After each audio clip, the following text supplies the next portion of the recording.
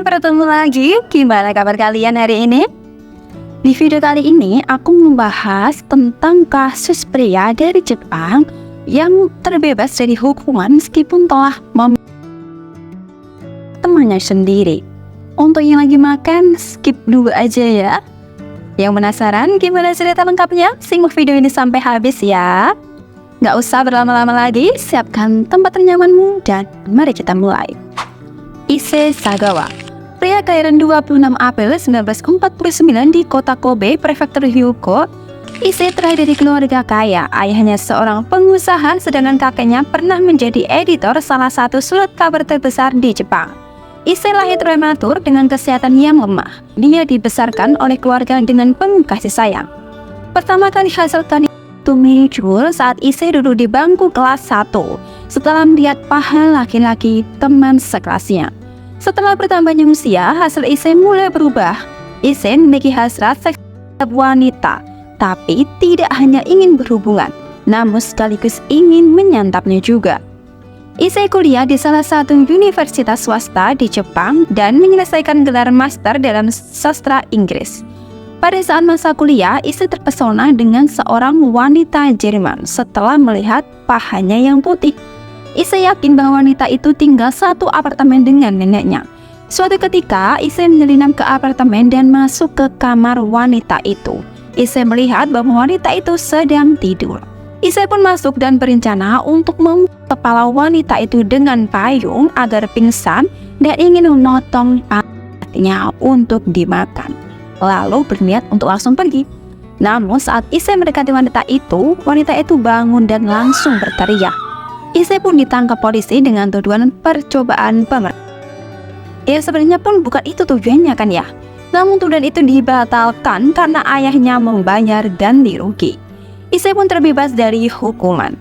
26 April tahun 1977, di usia yang ke-28 tahun, Issei pindah ke Paris, Prancis untuk mengejar gelar doktor dalam sastra. Semakin lama, semakin Issei terobsesi dengan kehidupan. Selama tinggal di Paris, Issei hampir tiap malam membawa pulang seorang SK dan ingin membunuhnya.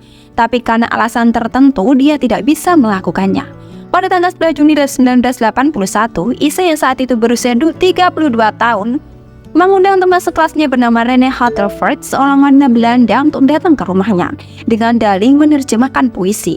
Issei berencana untuk dan menyantapnya. Rene yang sudah mengenal Issei pun tidak merasa curiga sama sekali.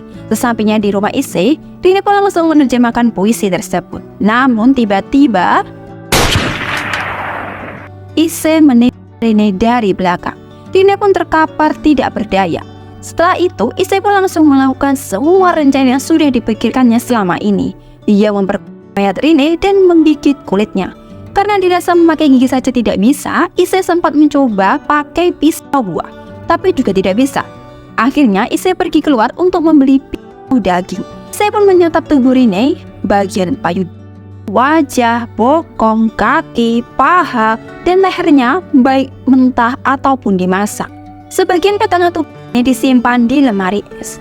Issei juga sempat mengabadikan tubuh Rene setiap tahap makan. Setelah sisa tubuh konsumsi mulai membusuk, Issei pun berencana akan membuang sisa-sisa Rene di taman dengan memasukkannya ke dalam 2 koper.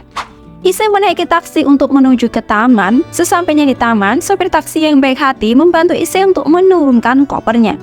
Issei sempat panik tuh ya, tapi dia berusaha untuk tetap tenang. Sempat sopir taksi itu bertanya, "Koper ini berat sekali, apakah di dalamnya?" Namun Issei menjawab bahwa itu isinya hanya buku.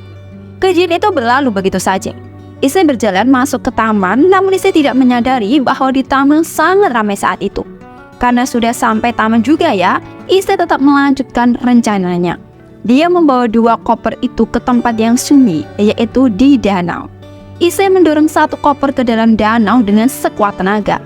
Namun fokusnya teralihkan dengan cahaya matahari terbenam di ujung danau. Saat Issei masih menikmati indahnya matahari terbenam, ada seseorang yang membuka kopernya satu lagi dan berteriak karena melihat sprei berlubang. Issei kaget dan langsung pergi dari taman itu. 4 hari setelah tindakan tersebut, Issei ditangkap polisi. Namun setelah diperiksa, Issei dinyatakan secara hukum dan tidak layak untuk diadili. Selanjutnya diperintahkan untuk ditahan tanpa batas waktu di rumah sakit jiwa.